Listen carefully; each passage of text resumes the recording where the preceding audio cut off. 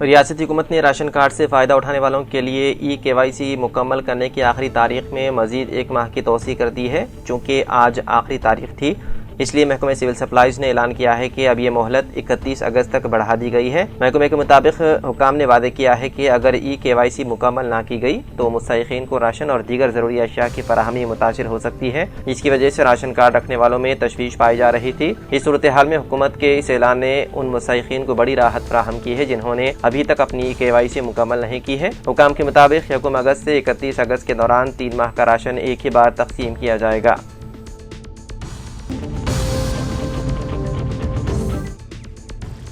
BJP کے قومی ترجمان شہزاد پوناوالا کے پارٹی سے استعفیٰ دینے کی خبر سامنے آئی ہے۔ میڈیا رپورٹس کے مطابق پوناوالا نے ذاتی وجوہات کا حوالہ دیتے ہوئے BJP کی اعلیٰ قیادت کو اپنا استعفیٰ پیش کر دیا۔ رپورٹ کے مطابق شہزاد پوناوالا کے استعفے سے متعلق BJP کی جانب سے باضابطہ بیان جلد جاری کیے جانے کی توقع ہے، تاہم فی الحال نہ تو BJP اور نہ ہی شہزاد پوناوالا نے اس خبر کی باضابطہ طور پر تصدیق کی ہے۔ شہزاد پوناوالا BJP کے نمایاں ترجمانوں میں شمار ہوتے رہے ہیں اور ٹی وی نیوز ڈیبیٹس میں اکثر پارٹی کی نمائندگی کرتے نظر آتے تھے۔ وہ وزیر اعظم نریندر مودی کے کھلے حامی رہے ہیں اور مختلف سیاسی معاملات پر BJP اور مرکزی حکومت کا دفاع کرتے رہے ہیں۔ ان کے مبینہ استعفے کی خبر اس لیے بھی اہم سمجھی جا رہی ہے کیونکہ حال ہی میں انہوں نے اپنے social media plate form x کے پروفائل میں تبدیلی کی ہے۔ جمعے کو پوناوالا نے اپنے ایکس بایو سے BJP کا ذکر ہٹا دیا۔ ان کے نئے بایو میں مذہب، اسلام، ثقافت، ہندو بھارتی نظریہ اور ان کی کتاب GST کی یاترا کا ذکر موجود ہے، جبکہ وزیر اعظم نریندر مودی کے تئیں اپنی وابستگی کا بھی ذکر کیا گیا ہے۔ پوناوالا نے اپنے تبدیل شدہ پروفائل کا اسکرین شاٹ بھی ایکس پر شیئر کیا، جس کے بعد ان کے سیاسی مستقبل کے حوالے سے قیاس آرائیاں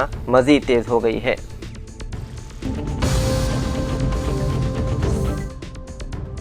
BRS کے ورکنگ پریزیڈنٹ KTR سے متعلق فارمولا E کیس کی سماعت جمعے کو نامپلی ACB عدالت میں مکمل ہو گئی۔ عدالت نے معاملے میں دلائل اور دیگر قانونی امور کی سماعت کے بعد اگلی سماعت 25 اگست تک ملتوی کر دی۔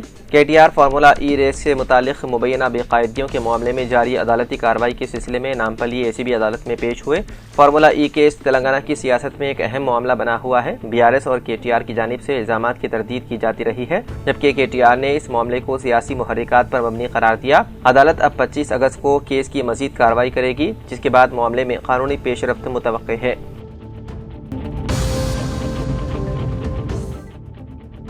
مہاراشٹر کی بھیونڈی میں 4 منزلہ عمارت منہدم ہو گئی۔ اس حادثے میں 6 افراد ہلاک ہو گئے، جبکہ متعدد افراد ملبے تلے دب گئے ہیں۔ جس عمارت میں یہ حادثہ پیش آیا اس کی ہر منزل پر 12 کمرے یعنی مجموعی طور پر 48 کمرے تھے۔ پولیس کے مطابق یہ حادثہ جمعرات کی رات تقریباً 11:30 بجے اس وقت پیش آیا جب تمام مکین سو رہے تھے، جس کے باعث عمارت میں موجود کئی افراد ملبے کے نیچے پھنس گئے۔ مقامی لوگوں نے فوری طور پر امدادی کارروائیاں شروع کی اور کئی افراد کو بحفاظت نکال لیا۔ جائے حادثے پر ریسکیو اور امدادی سرگرمیاں تاحال جاری ہے۔ میونسپل حکام کے مطابق یہ عمارت تقریباً 10 سال قبل تعمیر کی گئی تھی، لیکن اس میں دراڑیں پڑ جانے کے باعث مقامی افراد کو پہلے ہی اسے خالی کرنے کی ہدایت دی گئی تھی، تاہم انہوں نے عمارت خالی کرنے کے بجائے غیر مجاز طور پر مرمت کا کام شروع کر دیا۔ حکام نے بتایا ہے کہ ہلاک ہونے والوں میں زیادہ تر وہ مزدور شامل ہیں جو عمارت کی مرمت میں مصروف تھے۔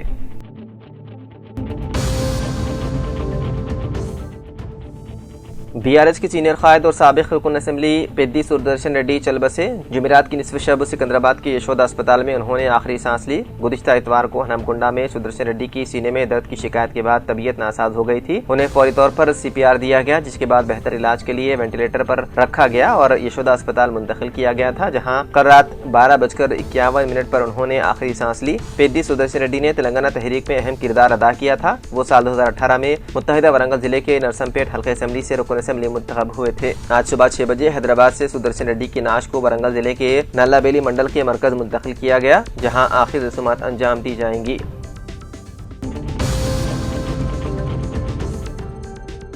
پلکنواں پولیس اسٹیشن حدود میں واقع بی بی کا چشمہ علاقے میں ایک نوجوان پر جمعرات کی رات سرعام خنجروں سے حملہ کیا گیا، جس کے نتیجے میں وہ زخمی ہو گئے۔ فوری ملی اطلاعات کے مطابق پھلوں کا کاروبار کرنے والے عقیل پر بی بی کا چشمہ پلکنواں علاقے میں 3 افراد نے حملہ کر دیا، جس کے نتیجے میں وہ زخمی ہو گئے۔ بتایا گیا ہے کہ حملہ آوروں نے تعاقب کر کے یہ واردات انجام دی اور ان کے چہروں پر ماسک لگے ہوئے تھے۔ بتایا گیا ہے کہ حملہ آوروں نے پہلے نوجوان کی آنکھوں میں مرچ پاؤڈر چھڑک دیا اور اس کے بعد خنجروں سے وار کیا۔ مقامی افراد کی مداخلت کے بعد وہ وہاں سے فرار ہو گئے۔ زخمی شخص کو علاج کے لیے اسپتال ہسپتال منتقل کر دیا گیا۔ واقعے کی اطلاع ملتے ہی فلکنما پولیس موقع پر پہنچ گئی اور تحقیقات کا آغاز کر دیا۔ راجندر نگر زون کے D C P S Srinivas نے بھی جائے واردات کا دورہ کیا اور صورتحال کا جائزہ لیا۔ قاتلانہ حملے کی وجوہات کا فوری طور پر پتہ نہیں چل سکا۔ پولیس مختلف زاویوں سے تحقیقات میں ہے مصروف۔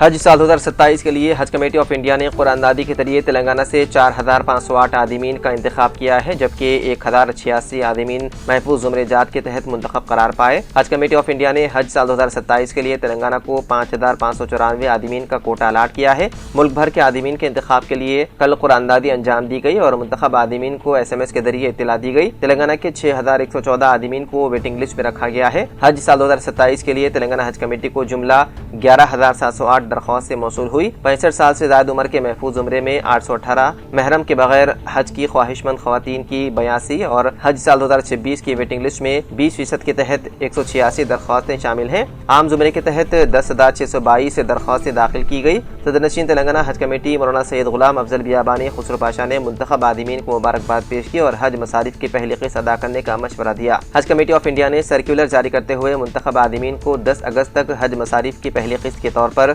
1,52,300 روپے ادا کرنے کی ہدایت دی ہے، جس میں 1,50,000 بطور ایڈوانس حج مصارف، 2,000 روپے دیگر مصارف اور 300 روپے پروسیسنگ فیس کے طور پر ناقابل واپسی ہوں گے۔ منتخب عازمین اسٹیٹ بینک آف انڈیا یا یونین بینک آف انڈیا کی کسی برانچ میں حج کمیٹی آف انڈیا کے اکاؤنٹ میں رقم جمع کرا سکتے ہیں۔ سرکولر میں کہا گیا ہے کہ مختصر مدتی حج اور باقی ادائیگی اور دستاویزات کے سلسلے میں علیحدہ سرکولر جاری کیا جائے گا۔ منتخب عازمین سے خواہش کی گئی ہے کہ وہ مقررہ تاریخ میں پہلی قسط ادا کریں۔